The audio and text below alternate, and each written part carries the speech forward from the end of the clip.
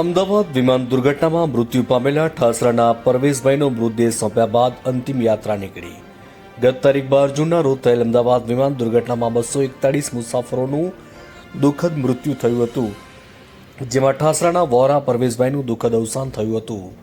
આજરોજ તારીખ 15 જૂનના રોજ ડીએનએ મેચ થયા બાદ પરવેશભાઈના મૃતદેહને અમદાવાદથી આણંદ શહેરના એસપી સાહેબ, ઠાસરા શહેર એસડીએમ સાહેબ, ઠાસરા મામલતદાર, ઠાસરા નાયબ મામલતદાર, ઠાસરા ટીડીઓ સાથે મૃતદેહ આણંદ તેમના ભાઈના નિવાસસ્થાને લાવીને પરિવારજનોને સોંપવામાં આવેલ।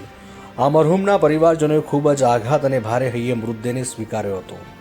મરહુમ પરવેશભાઈની અંતિમ યાત્રામાં પરિવારજનો, સ્નેહીઓ, સગા સંબંધીઓ તેમજ ઠાસરા શહેરના આગેવાનો તેમજ મરહુમના મિત્રો ખૂબ મોટી સંખ્યામાં અંતિમ વિધિમાં હાજર રહી મરહુમની મગફિરત માટે દુઆ કરી હતી। મરહુમ પરવેશભાઈની દફન વિધિ આણંદમાં આવેલ નવા કબ્રસ્તાનમાં કરવામાં આવી હતી। હજુ સુધી મરહુમ પરવેશભાઈની પુત્રી ઝુવેરિયા અને તેમના માસી યાસ્મીનબેનનો ડીએનએ મેચ થયેલ ન હોવાથી તેઓના મૃતદેહ સોંપવામાં આવેલ નથી। Reporter Zuber Cola, Thasra.